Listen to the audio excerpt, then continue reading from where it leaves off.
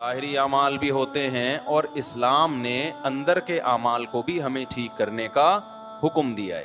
اندر کے اعمال کیا ہیں؟ دل کے اعمال. آج ایک بہت بڑا مسئلہ یہ ہے کہ دل کی چاہتوں اور دل کی خواہشات کو کہ کس سے محبت کرنی ہے کس سے نہیں کرنی، اس کا بھی لبرل لوگوں کے پاس کوئی کرائٹیریا، کوئی معیار نہیں ہے. اسلام نے اس بارے میں بھی ہمیں بڑی زبردست ہدایات دی. تو اندر کے جو اعمال ہیں نا، آج جس عمل پہ میں تھوڑی سی بات کروں گا آپ کے سامنے، ان میں ایک عمل جو انسان کی زندگی کو تباہ و برباد کر دیتا ہے، اسے بد اخلاق بنا دیتا ہے، وہ ہے غضب، غصہ غیر ضروری. آج آپ نے بات بات پہ دیکھا ہوگا بعض لوگ ہر وقت ایسے رہتے ہیں جیسے توے پہ بیٹھے ہوئے ہوں. ہوتا ہے کہ نہیں ہوتا؟ کیا خیال ہے بھائی؟ ایسے لگتا ہے جیسے ہی کہاں بیٹھے ہوئے ہیں، اتنے گرم رہتے ہیں ہر وقت. گھر میں جب آئیں گے بچے خوش ہونے کے بجائے ٹینشن میں. ابا آ گئے گھر میں، اماں آ گئی، اب پٹیں گے ہم. لب و لہجہ ایسا ہے کہ ہر وقت ڈانٹ ڈپٹ، گالم گلوچ، ذرا ذرا سی بات پہ ہائپر ہو جانا، ایک دم بھڑک جانا. یہ چیزیں پہلے کم تھیں، اب ہماری سوسائٹی میں اس کی مقدار بہت زیادہ بڑھ گئی ہے، بہت بڑھ گئی ہے. کون سی ایسی سوسائٹی میں ایسی چیز آ گئی ہے جس سے لوگ پہلے سے زیادہ بدتمیز ہو گئے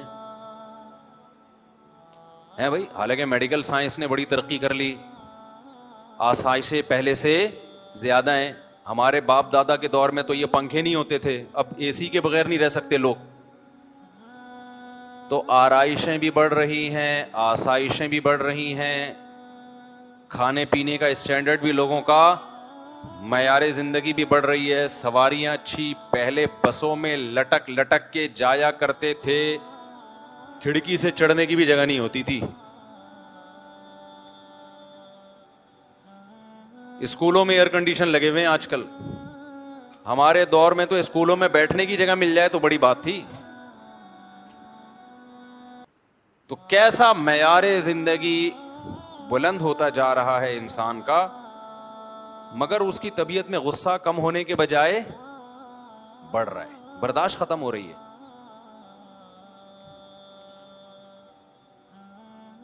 اسلام کا حکم ہے کہ آپ اپنے اندر برداشت پیدا کریں. اگر یہ اسلام کا حکم نہ ہوتا، صرف میڈیکل سائنس کی بات ہوتی، تو میں اس کو جمعے کے ٹاپک میں نہ چھیڑتا. نبی صلی اللہ علیہ وسلم کی خدمت میں ایک صحابی حاضر ہوئے، عرض کیا یا رسول اللہ مجھے نصیحت کیجئے.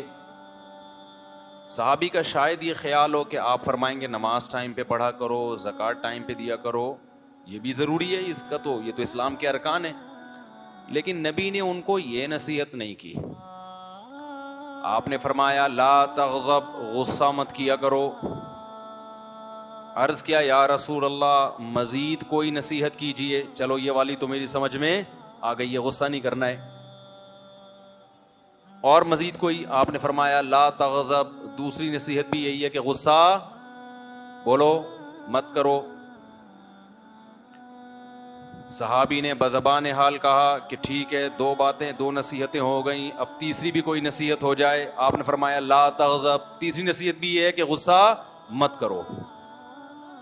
فردد مرارا، بار بار نبی صلی اللہ علیہ وسلم ان الفاظ کو ریپیٹ کرتے رہے، غصہ مت کرو، غصہ مت کرو، غصہ مت کرو. کیوں؟ نبی جانتے تھے کہ ان کو جتنی ضرورت غصے پہ کنٹرول کرنے کی ہے، اتنی کسی اور چیز پہ کنٹرول کرنے کی ان کو ضرورت نہیں ہے. ان کے اندر جو بھی برائی ہے غصے کی وجہ سے ہے.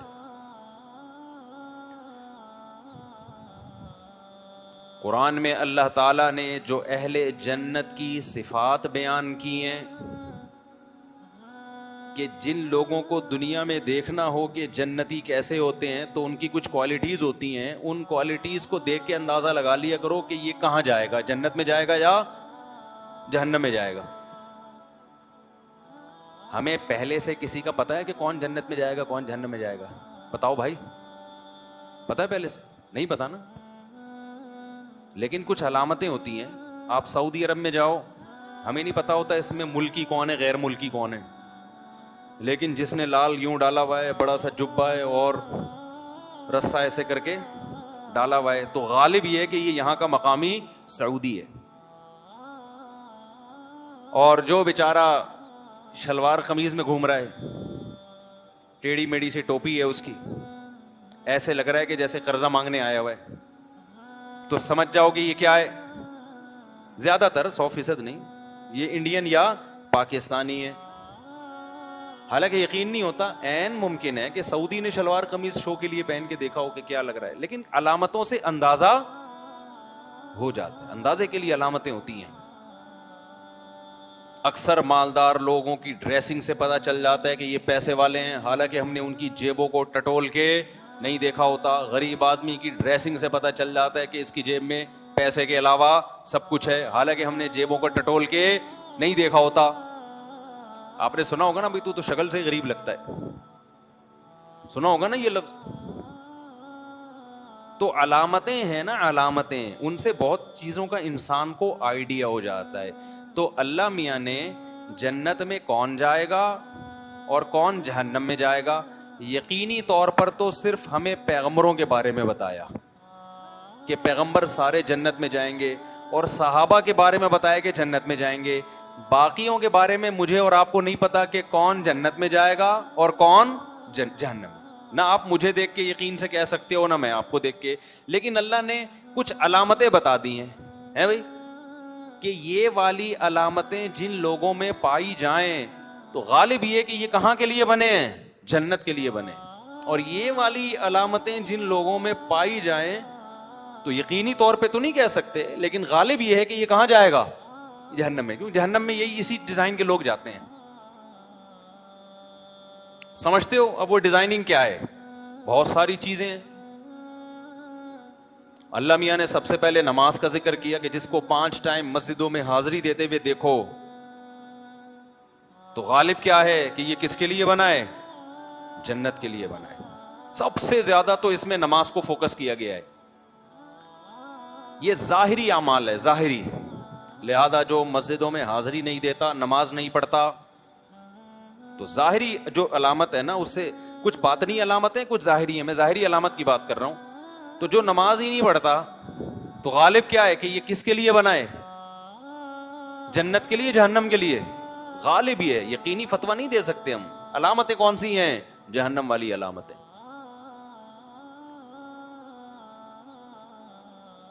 آج نماز کی تو کوئی ویلیو نہیں ہے نا. میں اکثر ایک واقعہ بتاتا ہوں. ایک خاتون نے بتایا کہ میرے بھائی کا انتقال ہو گیا، بہت ہی نیک تھا وہ، تو آپ اس کے لیے دعا کریں. میں نے دعا کر دی. تو کوئی شرعی مسئلہ پوچھنا تھا، انہوں نے وراثت وغیرہ کا. تو جب انہوں نے بار بار کہا نا بہت نیک تھا، تو میں نے کہا پتہ نہیں کیا اس میں کوئی کوالٹی ہوگی جو بہت زیادہ نیک تھا. یہ کئی سال پرانا واقعہ ہے، 10-15 سال تو ہو گئے ہوں گے اس میں. میں نے کہا شاید کوئی بہت زیادہ، تاکہ مجھے بھی موٹیویشن ملے، ہم بھی وہ نیکی والے کام کریں، تاکہ ہم مریں تو لوگ ہمارے بارے میں بولیں بہت نیک تھے بھائی. تو میں نے پوچھا کیا نیکی تھی؟ نماز پڑھتے تھے؟ انہوں نے کہا نماز نہیں پڑھتے تھے. پھر تو واقعی بہت نیک تھا وہ. میرا خیال تھا شاید تہجد نہیں پڑھتا ہوگا، اشراق نہیں ہے نا، فرض نماز پڑھتے کہ فرض نماز نہیں پڑھتے تھے. وہ زیادہ نیک نہیں ہو گیا. مجھے ایسا لگا کہ کچھ زیادہ نیک نہیں ہو گیا. تو بھائی یہ کون سا معیار ہے یار؟ جو فرض نماز نہیں پڑھ رہا وہ نیک بھی نہیں ہے، بلکہ کیا ہے؟ بہت نیک ہے. آج کل نیک اس کو سمجھتے ہیں لوگوں سے مسکرا کے بات کر لے، کسی سے اس کا جھگڑا نہ ہو، سب کی آنکھوں کا وہ تارا ہو، اور بس اس چیز کو لوگ سمجھتے ہیں بہت اچھا ہے. او بھائی پہلے اللہ میاں سے پوچھو جس نے پیدا کیا ہے. اللہ میاں اچھوں کو جب ایکسپلین کرتے ہیں، ڈیفائن کرتے ہیں، تو ایک جگہ بھی قرآن میں ایسی نہیں ہے جہاں اللہ نے نماز سے شروع نہ کیا ہو. قرآن جہاں سے شروع ہو رہا ہے الذین یقیمون الصلاۃ ومما رزقناہم ینفقون. اللہ فرماتے ہیں یہ کتاب ہدایت ہے پرہیزگاروں کے لیے. وہ کون ہے پرہیزگار؟ اچھے لوگ کون ہیں؟ جو نمازوں کو قائم کرتے ہیں. پھر اگلے درجے میں صدقات و خیرات کرتے ہیں. کنجوس آدمی اللہ کی نظر میں اچھا بولو نہیں, بے نمازی اچھا نہیں ہے, کنجوس اچھا نہیں ہے. میری اور آپ کی نظر میں اچھا ہو سکتا ہے کہ یار بہت اچھے طریقے سے ملتا ہے, جب پیسے مانگو دے دیتا ہے ہمیں. اللہ میاں نے سب سے پہلے کس چیز کو رکھا ہے؟ نماز کو. یہ ظاہری اعمال میں, باطنی کی میں بات کر رہا ہوں, لہذا آج میں باطنی کو زیادہ فوکس کروں گا. تو جہاں اللہ نے اچھے لوگوں کی علامتیں بیان کی, جنتی لوگوں کی علامتیں بیان کی, ان میں ایک بہت بڑی علامت والکاظمین الغیظ, یہ غصے کے گھونٹ کو پینے والے ہیں. غصے کے کڑوے گھونٹ کو بولو پی جاتے. لہذا آپ کو اگر کوئی ایسا بندہ نظر آئے جو بات بات پہ ہائپر ہو جاتا ہے, ایک دم رگیں پھول جاتی ہیں, دماغ ایسے جیسے ابھی چیر پھاڑ کے برابر کر دے گا, تو ہم یقینی طور پہ کسی پہ فتویٰ نہیں لگاتے کہ جہنم میں جائے گا. لیکن لگتا کیا ہے, کہاں کے لیے بنا ہے یہ, جو اس کے اندر آگ ہے نا اتنی بھڑکنے کی, تو یہ آگ ہی کے زیادہ مناسب. جنت میں ماحول خراب کرنے کے لیے اللہ ایسے لوگوں کو بولو نا نہیں لے کر آئیں گے. ماحول خراب کرے گا نا وہاں جا کے بھی, ایک حور بھی کم پڑ گئی فرشتوں کا بیڑا غرق کر دے گا. اس کو 70 حوروں کا وعدہ کیا تھا, 69 آ رہی ہیں گنتی میں. اب بتاؤ چیزیں توڑ پھوڑ شروع کر دے گا کہ نہیں کر دے گا, ہائپر ہو جائے گا. تو ہائپر لوگوں کے لیے, ایک دم کھوپڑی گھومنے والوں کے لیے اللہ نے جنت کو, جملہ تو مکمل, میری کھوپڑی نہ گھوم جائے کہیں, مجھے ڈر یہ لگ رہا ہے میں اخلاق پہ بیان کر رہا ہوں اور مجھے نہ غصہ آ جائے. جب بھی میں ادھورا جملہ چھوڑوں فوراً کمپلیٹ کرو اس کو. تو جو بات پہ جن کی اچانک کھوپڑی گھوم جاتی ہے, ایک دم ہائپر ہو جاتے ہیں, ایک دم رگیں بھول جاتی ہیں, ہمیں قرآن سے پتا چلتا ہے ان میں جنتیوں کی علامتیں نہیں ہیں. یہ جنت میں گئے تو جنت کا ماحول کیا کریں گے؟ خراب کریں گے.